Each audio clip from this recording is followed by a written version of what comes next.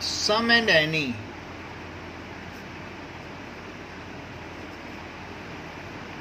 So some is used in case of affirmative sentence. तो इसको affirmative में use करते हैं. So for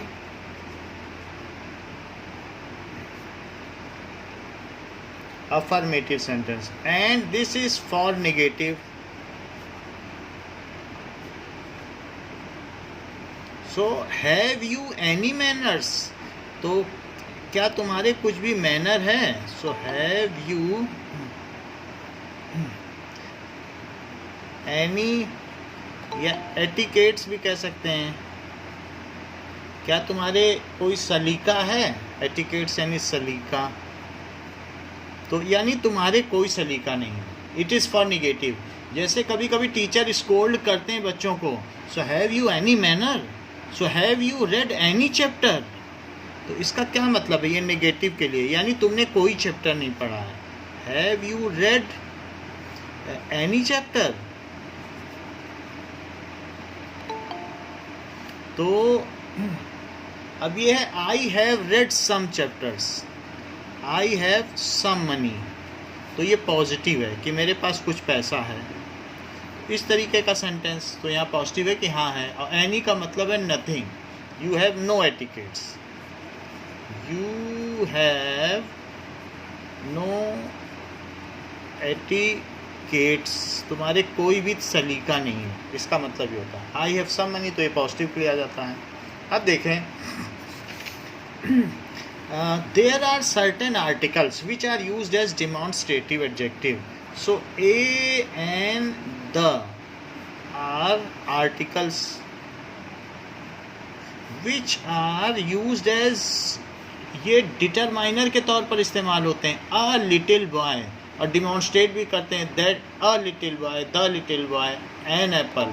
तो ये डिमॉन्स्ट्रेट कर रहे हैं, इस वजह से ये डिमॉन्स्ट्रेटिव एडजेक्टिव है. बाकी ये डिटरमाइनर के तौर पर भी आते हैं. सब्जेक्ट एंड प्रेडिकेट में सब्जेक्ट में आते हैं.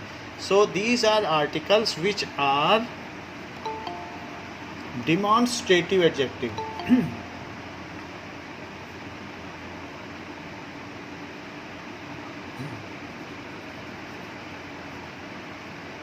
These are used as determiner in subjects. जहाँ पे सब्जेक्ट एंड प्रेडिकेट हम पढ़ते हैं, तो सब्जेक्ट में डिटरमाइनर की पोजीशन पर आ जाते हैं. कि जो क्वालिफाई करे वो क्वालिफायर, और क्वालिफायर के अंदर एडजेक्टिव, और फिर क्या होता है एडजेक्टिव फ्रेज और डिटरमाइनर. हम जानते हैं कि किसी भी सेंटेंस में क्या क्या चीज़ें होती हैं. सेंटेंस में दो चीज़ें होती हैं. एक सब्जेक्ट होता है जिसके बारे में कुछ कहा जाए, about which something is said, and what ever is said that is predicate. अब इसमें भी जो सब्जेक्ट है उसमें एक मेन वर्ड है, और उसे क्वालिफाई कर दिया जाए तो क्या कहलाता है? क्वालिफायर. और क्वालिफायर के फिर और भी टाइप हैं, जिसमें डिटरमाइनर का यहाँ स्थान है,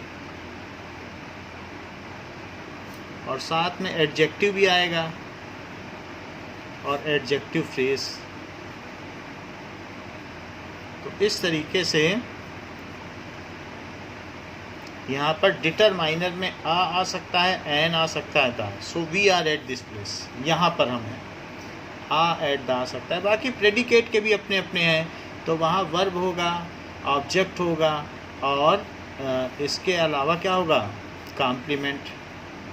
verb,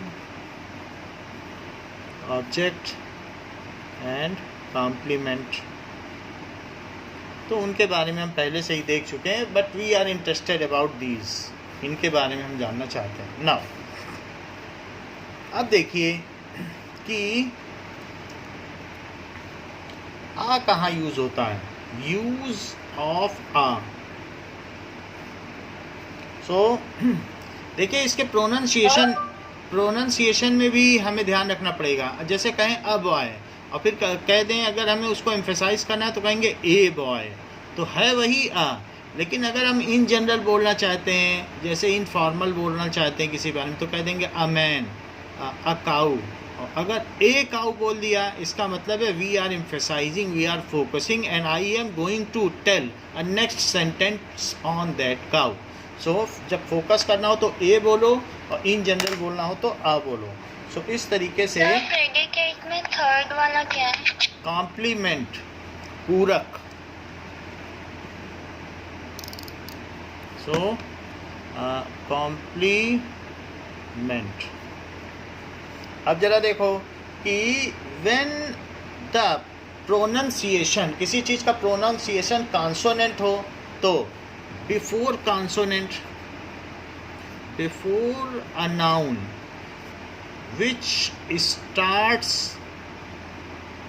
with consonant or sounds as consonant, उसकी आवाज़ consonant की तरह हो, as consonant।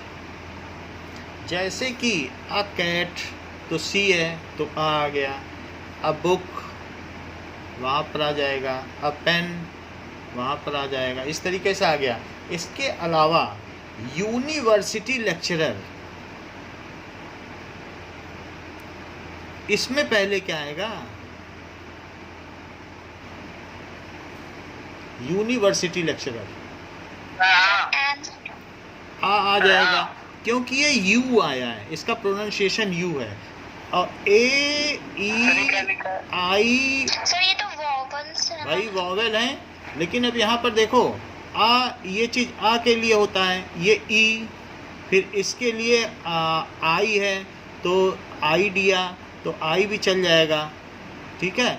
और ये ओ है तो ये ओ के लिए है, और ये भी आ के लिए। अम्ब्रेला, यू कोई नहीं आ सकता। यू किस चीज़ के लिए बताओ? या, रा, लावा, ये सब क्या है, स्वर हैं कि व्यंजन? बताइए, व्यंजन है कि नहीं? व्यंजन, क्योंकि अ आ ई, और फिर इस तरीके से अ ई ए ओ वंगा, ये सारी चीज़ें क्या हैं? ये स्वर हैं। लेकिन यारा लावा क्या है बताओ? दीज आर, ये व्यंजन है।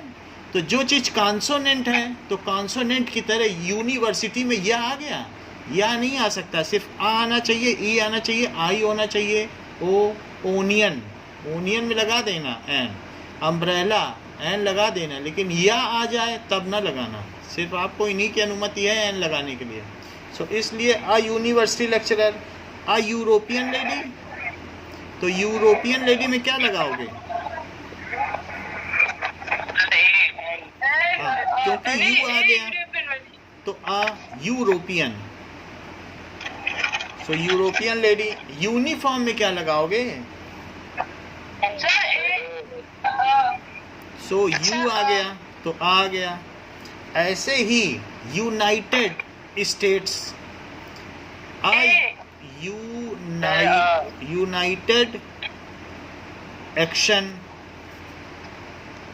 एक कोई यूनाइटेड संगठित कार्य है तो इसमें भी यू आ गया। तो जो प्रोनाउंस किए जाते हो whose phonics starts with, whose abbreviation starts with consonant, that is also using a, उनमें भी आ का इस्तेमाल होता है। जैसे कि एन कब लगाया जाता है? So those noun which starts with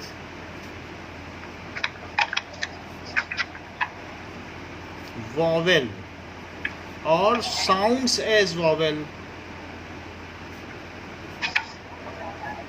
so vowel की तरह साउंड होते भी हों, जैसे कि एन एप्पल, एन एग, ठीक है, एन ऑरेंज, ये सारी चीज़ें हैं। इसके अलावा एन अम्ब्रेला। अब हमारे पास एन आर, इसको आर बोलते हैं, तो एन लगेगा कि ए लगेगा? क्योंकि इसमें भी आ रहा है। इसी तरीके से MP में क्या लगेगा, ए लगेगा कि एन? क्योंकि एम, ये ए आ गया शुरू में, तो इस वजह से, ठीक है, NMP।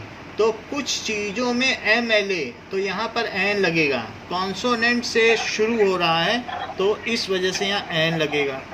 इसी तरीके से अगर ऑनेस्ट मैन है, so an honest man, honest man, तो इसको ऐसे पढ़ेंगे ऑनेस्ट, ठीक है। एन एयर, उत्तराधिकारी में, ठीक है। सो ये एयर का मतलब क्या होता है, ये एन लग जाएगा, उत्तराधिकारी। जैसे राजा के बाद उसका बेटा उत्तराधिकारी होता है, सो दैट इज इनहेरिटेंस, जो उसको आगे मिलता है। और होटल में भी हम लोग होटल बोलते हैं, लेकिन होटल है ये, सो एन होटल, होटल, होटल नहीं बोलना चाहिए इसको। तो इस तरीके से इसमें भी एन लग जाएगा। मतलब क्या होता है? हैं?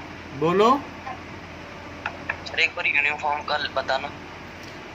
यूनिफॉर्म, जैसे कि जिसके शुरू में दोज विच साउंड्स एज, जिसके शुरू में आ ई ए ए ओ आ ई उ ए ए ओ अंगा, इस तरह से आ जाए, तो जिसका अगर वॉवेल से शुरुआत हो तब तो ऐसा लगा देना ए ओ औ अंगा। तो जब ये शुरू होंगे तो क्या आप लगाओगे, ए ओ औ अंग आहा। सो विसर्ग से शुरू हो या इन सब चीज़ों से शुरू हो, जब इनसे कोई चीज़ शुरू होगी, ऑटल, ऑरेंज, ठीक है, ईस्ट, सो एन ईस्ट, जैसे ऐसी कोई चीज़ आ जाए तो तब फिर आप उसमें क्या लगाएंगे, एन लगा देंगे। Excuse me sir. हाँ, और यूनिवर्सिटी, एन होटल दिखा है, तो वो सर वो एन कैसे हुआ? क्योंकि ये होटल नहीं होता है, हम लोग होटल बोलने लगते हैं, ये अपभ्रंश है।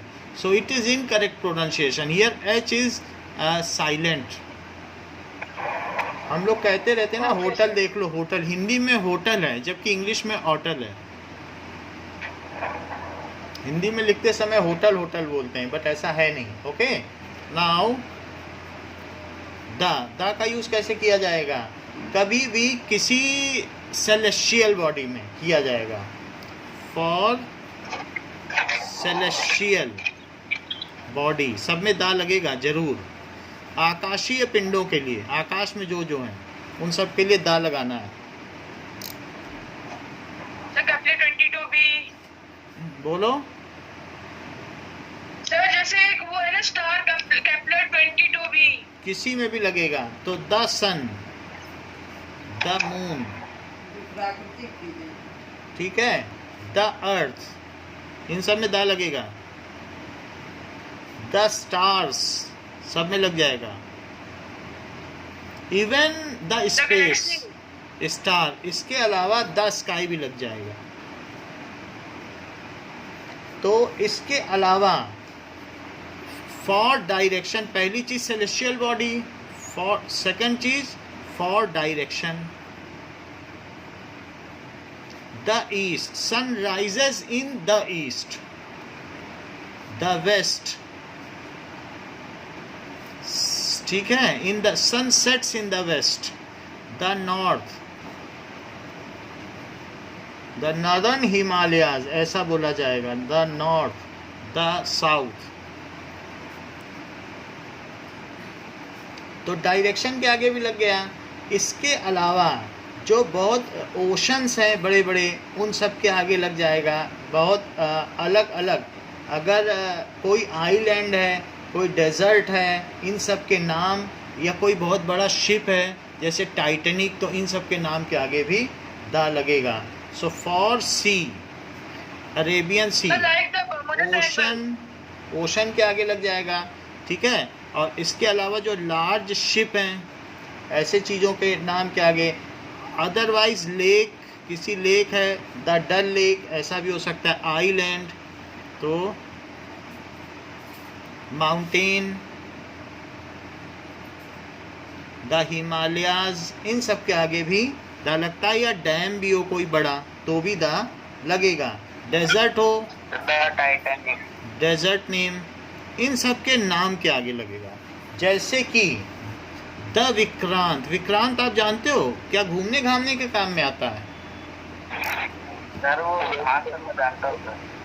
ये नेवल शिप है, ठीक है, जो सी वॉरियर है।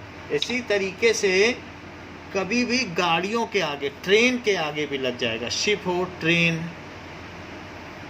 ठीक है। सो द विक्रमशिला एक्सप्रेस, तो विक्रमशिला एक्सप्रेस चलती है दिल्ली से कानपुर, 130 की स्पीड में चलती है, विक्रमशिला एक्सप्रेस। ऐसे ही द अरेबियन सी,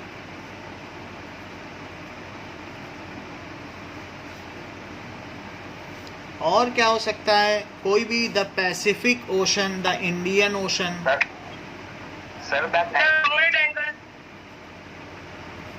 ओशन भी हो सकता है। इसी तरीके से कोई कैनाल हो, the Panama canal, Panama canal, हाँ स्वेज कैनाल, ठीक है, जो इजिप्ट के पास से गुजरती है, सो स्वेज कैनाल हो सकती है। Now the Dal lake, Sahara desert, क्या, हाँ डल लेक। सहारा डेजर्ट कहाँ है? अफ्रीका, हाँ, और इंडिया के डेजर्ट को क्या कहते हैं? थार, थार, हमारे यहाँ थार डेजर्ट है। और सहारा कहाँ पे है? अफ्रीका में, द थार डेजर्ट। अभी थार डेजर्ट यहाँ पर कई तरीके के, इस तरह के आपको वहाँ पर होटल भी मिल जाएंगे थार के नाम से, इंडिया में, राजस्थान में मिल जाएंगे, the Thar desert. Sir the Amazon forest हो सकता है, अमेज़न, कुछ भी अगर इस तरीके का आपको मिल रहा है, सो सहारा डेजर्ट हो गया। The Himalayas, the Himalayas, excuse me sir, हाँ, सर लाइक देयर इज जैसे sir like Pluto completes one revolution in 286 years, तो सर इसमें कहीं द लगेगा? लग जाएगा, द प्लूटो, द लगेगा प्लूटो में, ओके सर, ठीक है। तो भाखड़ा डैम एंड इसके अलावा ये सारी चीज़ें, इन सब में दा लग जाएगा। जो भी आपके सोलर सिस्टम के जितने भी बुध, शुक्र, पृथ्वी, मंगल, बृहस्पति, शनि, अरुण, वरुण, यम, इन सब के आगे दा लगेगा, ठीक है। सर सिर्फ सोलर सिस्टम वाले में ही लगेगा? सब में जितनी भी सेलेस्टियल बॉडीज़ हैं, सेलेस्टियल बॉडी में वॉट एवर जो भी आपके पास में सन का जो सबसे नियरेस्ट स्टार है या कुछ भी हो, तो उन सभी में, हाँ। So like you said that in celestial bodies only, so sir the moon is not a celestial body, the planets are not celestial bodies. These are celestial bodies because all satellites, all जो space में घूम रहे हैं वो सब celestial bodies हैं, आकाशीय पिंड हैं, आकाश में जो घूम रहे हैं। दो ही चीज़ें तो होती हैं, एक टेरेस्ट्रियल बॉडी, एक celestial body, so which is in space, ठीक है, which deprives any atmosphere. हम उसको क्या कहते हैं जो कि अपनी खुद की लाइट एमिट करते हैं, उसको क्या कहते हैं? लाइट एमिट करते हो तो वो इल्यूमिनेटिव ऑब्जेक्ट है, वो स्टार्स हैं, और कुछ और नॉन इल्यूमिनेटेड ऑब्जेक्ट्स हैं, उनसे कोई लेना देना नहीं है। जो भी स्पेस में है वो सब सेलेस्टियल बॉडीज हैं, जो धरती पे हैं वो टेरेस्ट्रियल हैं, तो हम सब धरती पर हैं। अब आगे देखें कि कुछ एक्सेप्शन है कि जिनके आगे दा नहीं लगता, तो श्रीलंका एक कंट्री है, वो एक आइलैंड होते हुए भी उसमें दा नहीं लगेगा। तो एक्सेप्शन क्या है? एक्सेप्शन में माउंट एवरेस्ट के आगे कभी दा नहीं लगेगा,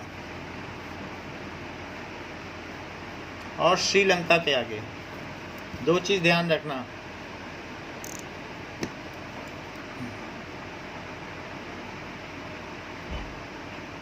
अब जरा देखें कि कुछ ऐसी चीज़ें हैं जिनके आगे द लगेगा।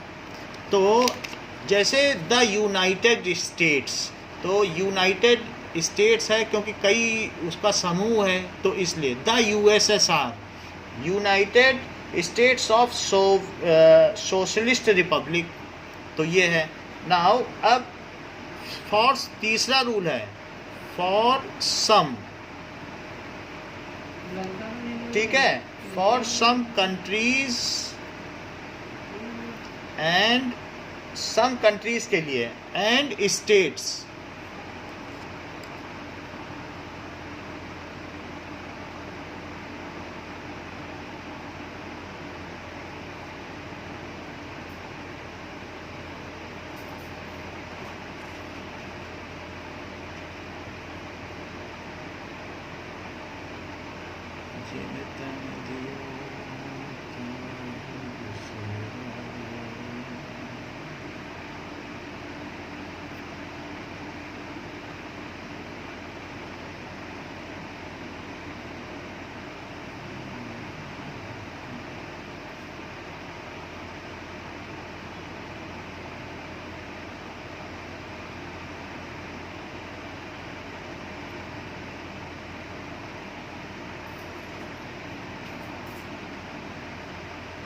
दिया है अभी यार रीजन दिए हुए हैं, लिखने को बहुत कुछ दिए सर वो हॉलिडे होमवर्क।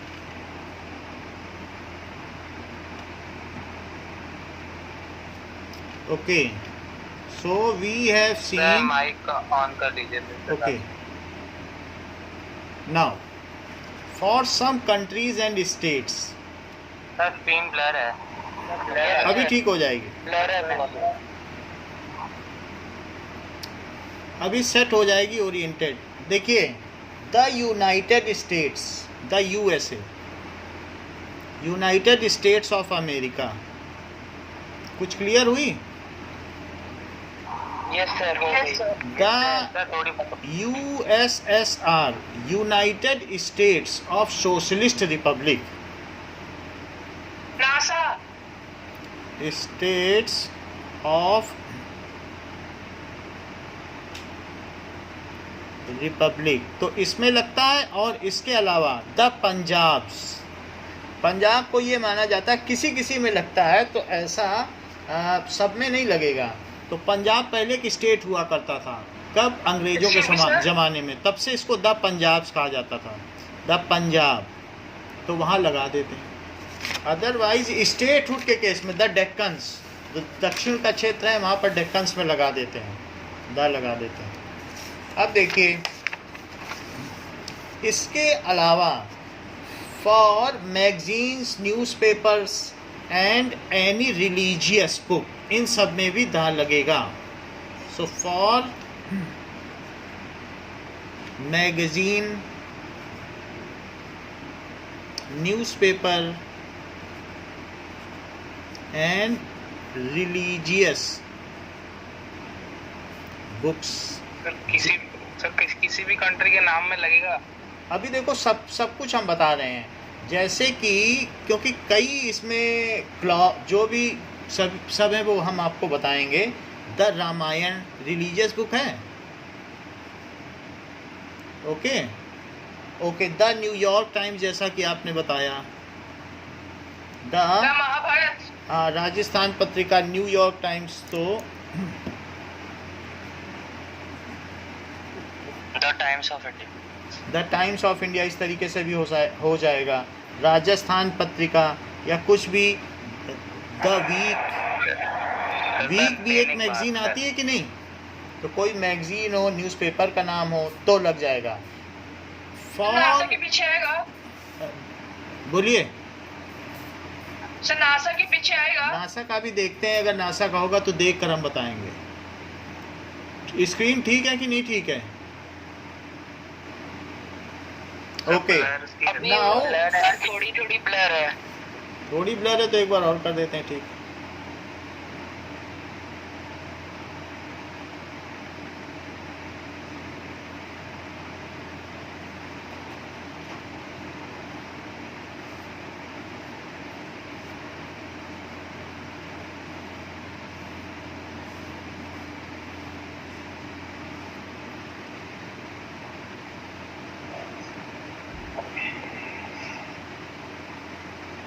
ओके सब सही है। Okay, now for various ethnic groups, ethnic या सोशल ग्रुप्स या linguistic groups,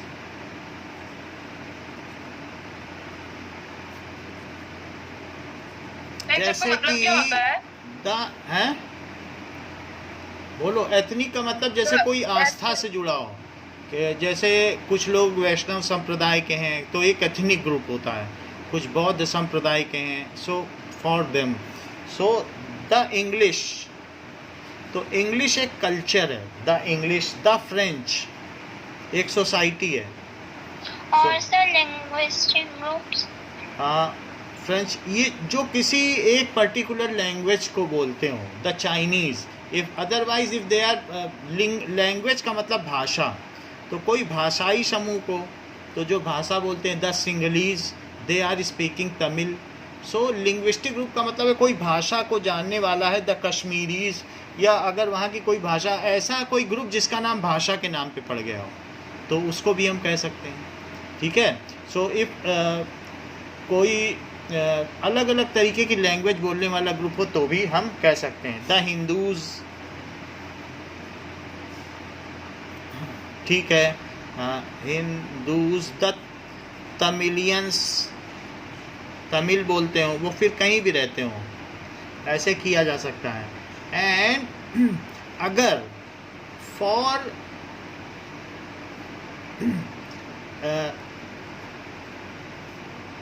common noun which represent complete group, the common noun before common noun, लेकिन शर्त ये है which represent complete species, उसकी कोई प्रजाति को ही पूरा बताता हो, प्रजाति। जैसे कि the dog is a faithful animal, the dog, इसका मतलब है कि ये उस पूरी प्रजाति में ही है कि कुत्ता बहुत वफादार जीव है। The dog is a faithful animal.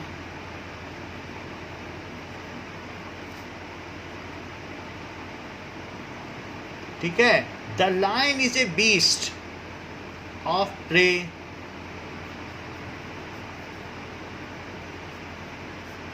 Beast का मतलब पशु है। So the lion is a beast, तो ये इसका मतलब है पशु होता है। और ऐसे उसकी कुछ बारे में ऐसे बता रहे हैं। ठीक है, लेकिन किन्हीं किन्हीं चीज़ों के आगे दा नहीं लगता। लाइन की स्पेलिंग गलत लिखी है। ओके, लाइन की स्पेलिंग ठीक कर देते हैं, लेकिन कहीं कहीं पर दा नहीं लगेगा। जैसे man is mortar, man is mortar, इसका मतलब क्या हुआ? मनुष्य नश्वर है, मनुष्य मर जाता है, नश्वर है। तो इसमें दा नहीं लगा ना, जबकि ये मैन की हैबिट है कि वो मर जाएगा, देन तब भी नहीं लगा, ये एक्सेप्शन है। इसी तरीके से man kind should love nature, तो ये एक ही तरह मैन के आगे नहीं लगा है। अच्छा, नाउ अब देखिए, if something is referred previously, तो भी दा लगेगा। If something is referred previously, there was a lion in jungle, वहाँ एक शेर था, in jungle, the lion was very hungry. तो इसको पहले रिफर कर चुके हैं, तो उसको फिर से बताने के लिए हम क्या करेंगे कि वही लायन जिसके बारे में बात कर रहा हूँ वो भूखा था। The lion was very hungry. ऐसे there was a king, the king had 3 queens, there was a king, the king had 3 blur हो गया क्वींस। तो इस तरीके से ब्लर हुआ है क्या और लोगों के लिए? हुआ है तो बदलें। नो सर, एक बार ऑन ऑफ करो, ठीक है। अब देखिए, so those proper nouns which are used as common nouns. अब आप कहोगे ये कैसा? Those proper nouns used as common nouns. Proper noun कैसे कॉमन नाउन की तरह इस्तेमाल कर लोगे? Kalidas is the Shakespeare of India. अब यहाँ पर जो द शेक्सपियर क्यों लगाया गया कि वो भारत के शेक्सपियर कहे जाते हैं। So there is does not mean that in India Shakespeare had born, it is only a matter of comparison. So Kalidas is the Shakespeare of India. Ganga is the Nile river of India. जैसे नील नदी मिस्र का वरदान है, Egypt का। So in the similar manner Ganga is a boon for Indians. So Kalidas is the Shakespeare. उन्होंने संस्कृत में रामायण लिखी और कई महाकाव्य लिखे। So Shakespeare of India.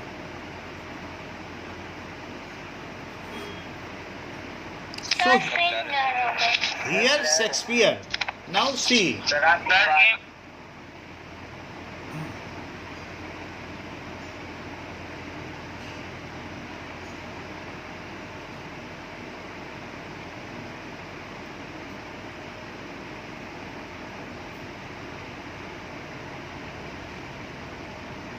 Okay.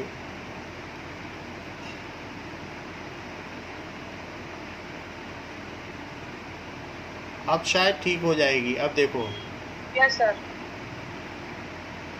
सो इसके अलावा उदयपुर या यहाँ पर माउंट आबू है, is the Kashmir of Rajasthan. So mount Abu कोई गया है? Yes sir. सो वो बहुत ठंडी जगह है। सो कश्मीर, द कश्मीर लग गया, ऑफ राजस्थान ऐसे कहा जा सकता है। And Kashmir is the Switzerland of Asia. Is the Switzerland. It is a kind of comparison only of Asia. और एक और किसी ने बताया था, अभी लिखा था, तो क्या कंपैरिजन है बताइए? बोल तो। स्क्रीन बड़ा हो गया। ब्लर बहुत ज्यादा हो गया, सब तो दिख ही नहीं रहा। एक मिनट, जस्ट एक और अटेम्प्ट करते हैं।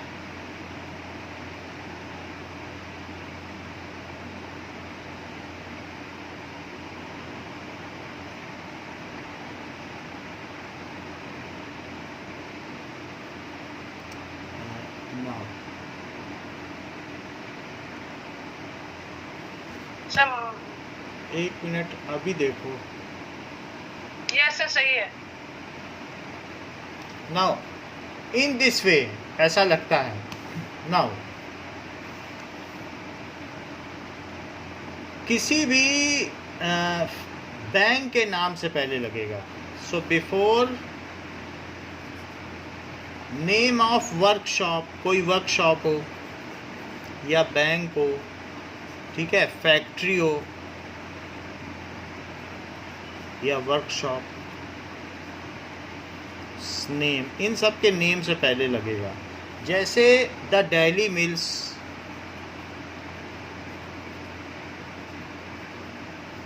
The State Bank of India,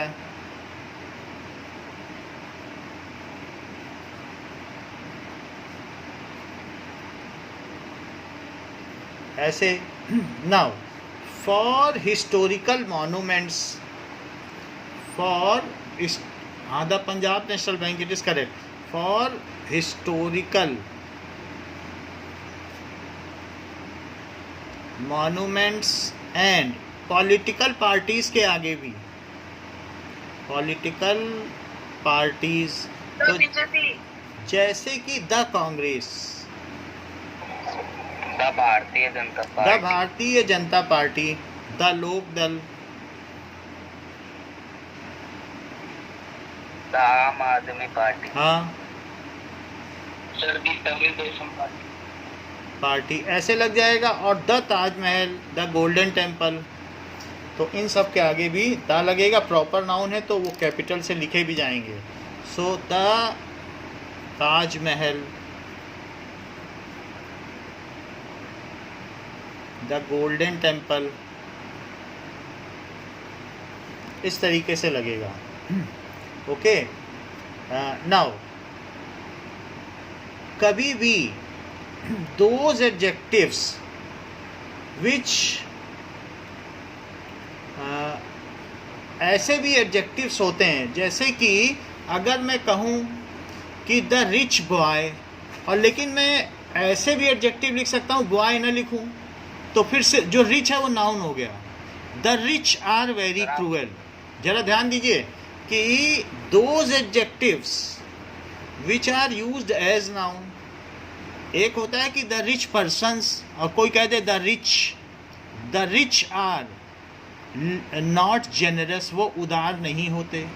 तो द रिच, द पुअर, अब ये क्लास हो गई, अमीर गरीब। तो अब यहाँ पर रिच बॉय आना चाहिए था, रिच को एडजेक्टिव होना चाहिए था, क्योंकि रिच रिचर रिचेस्ट है। लेकिन अगर आपने उसके आगे नाउन का ओमिशन कर दिया तो रिच खुद नाउन बन गया। The adjective which are used as noun, which are used as noun, वापस बताना सर। इसको फिर से समझो। अगर मैं ये कहता रिच मैन, तो रिच क्या होता,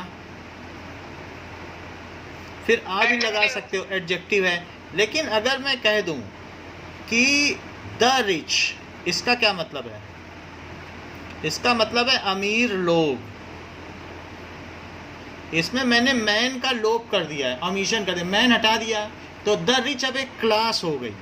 सो व्हेन, अब ये नाउन हो गया। यहाँ पर क्या है बताओ? रिच। क्या यहाँ एडजेक्टिव है? लेकिन दूसरी जगह पे जो द रिच है ना, उसमें रिच एक नाउन की जगह आया है। द रिच आर डिसऑनेस्ट, ऐसा कहा जा सकता है। द रिच, क्योंकि अब ये सब्जेक्ट हो गया, अमीर लोग, इसका मतलब हुआ अमीर लोग। द रिच आर डिसऑनेस्ट, वो डिसऑनेस्ट होते हैं। तो ये अब यहाँ पर नाउन हो गया। So those adjectives which are used as noun, the rich, the poor are, poor किस तरीके के होते हैं? डिलीजेंट, परिश्रमी होते हैं। तो यहाँ गरीब लोग, तो ये नाउन हो गया, ठीक है। और अगर पुअर पर्सन होता तब दा लगाने की जरूरत ना पड़ती, लेकिन पुअर लिख दिया तो अब ये नाउन हो गया। ओके, रिच आर डिसऑनेस्ट मतलब, डिसऑनेस्ट का मतलब है कि बेईमान, धनी लोग बेईमान होते हैं। They earn money by forgery, किसी न किसी तरीके से पैसा कमाते हैं, तो ऐसा कहा जा सकता है। तो ये तो मैं ऐसे लिख रहा हूँ, बट रिच का मतलब यहाँ पर है कि ये एक नाउन की तरह इस्तेमाल जब होगा एडजेक्टिव तो द लग जाएगा। It is class, for example the brave. Excuse me sir. हाँ, द ब्रेव, तो ब्रेव का मतलब क्या है? वीर भोग्या वसुंधरा। हाँ बोलो सर। आपने जैसे यहाँ पर द पुअर आर डिलीजेंट लिखा, आपने बोला कि द पुअर के बाद अगर आप मैन लगा दे तो द नहीं आएगा। देखिए, देयर वाज अ मैन, अब अगर वहाँ लगाना चाहते हो तो द पुअर मैन ऐसे भी कर सकते हो, या ये कह सकते हो the man was poor. Sir screen एक बार और देख लेते हैं, कभी कभी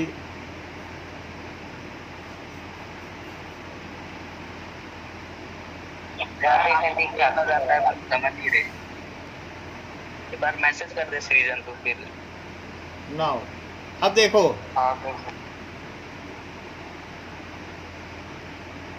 इतनी बात हो गई।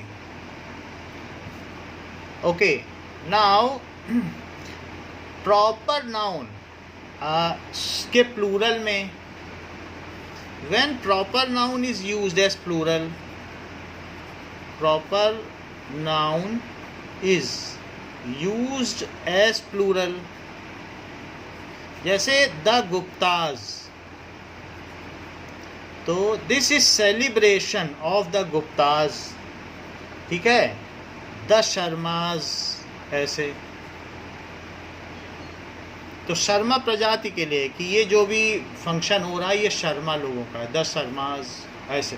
तो प्रॉपर नाउन को जब इस तरीके से यूज करेंगे तो, एंड इफ एडजेक्टिव नाउन के बाद आए तो भी द लगता है। If adjective comes after noun,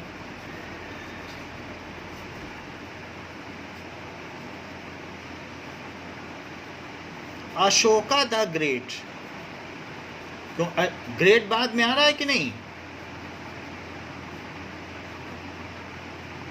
सो इस तरीके से अकबर द ग्रेट,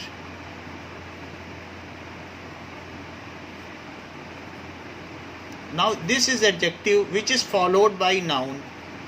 नाउन पहले आया है और एडजेक्टिव बाद में आया है तो भी द लग जाएगा। बिफोर जो भी है टॉप डेजिग्नेशन, ऊंचे ऊंचे पदों से पूर्व, top designation. Before top designation, जैसे द प्राइम मिनिस्टर, डेजिग्नेशन का मतलब होता है पद। The prime minister of India,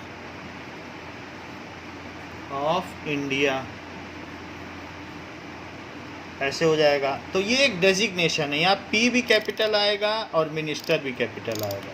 the prime minister of India, sir the governor of India, the governor, बिल्कुल। The president of India, the governor,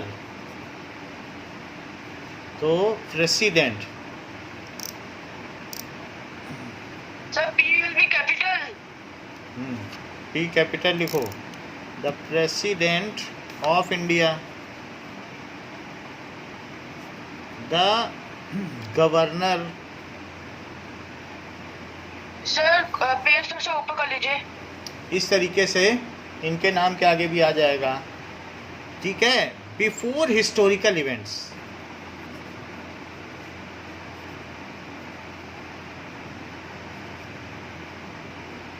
the battle of Panipat, the French revolution. हाँ, ये बिल्कुल सही बात कही है। The French revolution, the French revolution. और अगर हिस्टोरिकल इवेंट है तो उसमें बैटल को भी आप कैपिटल से लिखेंगे क्योंकि ये हिस्टोरिकल बैटल है। तो द बैटल ऑफ पानीपत, ऐसे होगा, ठीक है। और कभी कभी जब हम क्या करते हैं कि ordinal number before, ordinal number, एक कार्डिनल नंबर होता है और एक होता है ऑर्डिनल नंबर।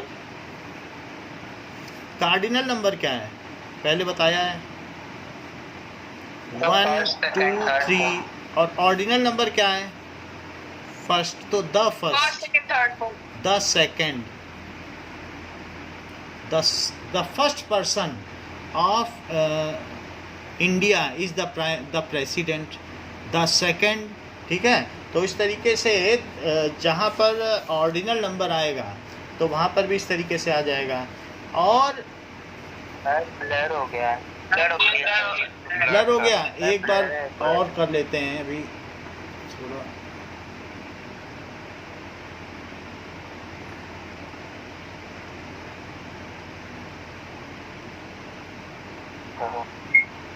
सिर्फ 5 मिनट है सर, तो समझ नहीं रहा।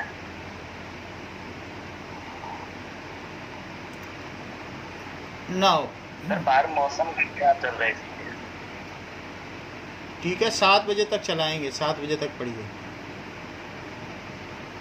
अब यहाँ देखिए, बिफोर इम्पॉर्टेंट डेट, कोई इम्पॉर्टेंट डेट है तो आ जाएगा India became free on the 15th of August।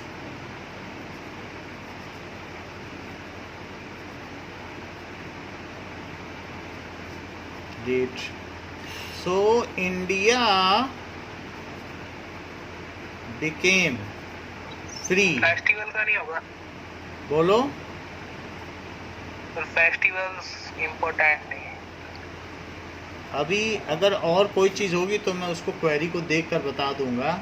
जैसे कि बिफोर सुपरलेटिव डिग्रीज।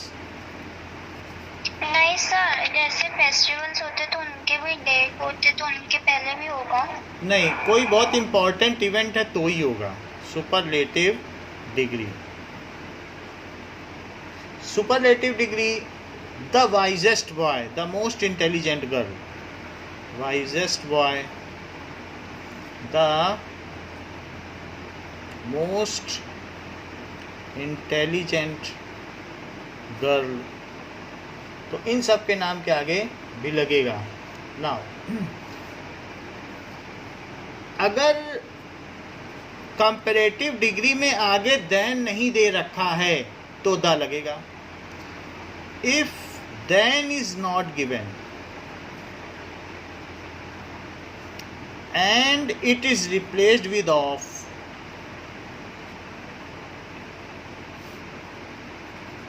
ऑफ लग गया है। He is the wiser of the two या शी इज द वाइजर। अब देखो वाइजर देन होना चाहिए, she is wiser than other, तो यहाँ कह दिया she is wiser of the two. तो क्या फर्क आया, देन नहीं दे रखा था तो द लग गया, ये चीज हो जाएगी। ठीक है, ऑल के बाद और होल और सम से पहले द अवश्य लगता है। कैसे, आफ्टर ऑल जो नाउन आता है उसमें द लगेगा। If noun comes after all के बाद नाउन आए तो all the boys of class, all the boys of class are mischievous। ठीक है, और the whole class, ठीक है, whole से पहले the whole class is intelligent। all, वो तो the best हमने बता दिया ना आपको, superlative degree. The whole class is intelligent। बोलो सर, मिस्चीवियस का मतलब शरारती। तो the whole class, so before whole। So in this way we have seen some of the rules कि किस किस तरीके से the is used in case of adjective. तो हमने एडजेक्टिव के बहुत सारे क्लॉज देख लिए हैं। So in next class we will see the verb and only this much is there for this class. Thank you. Excuse me, sir. हाँ बोलो।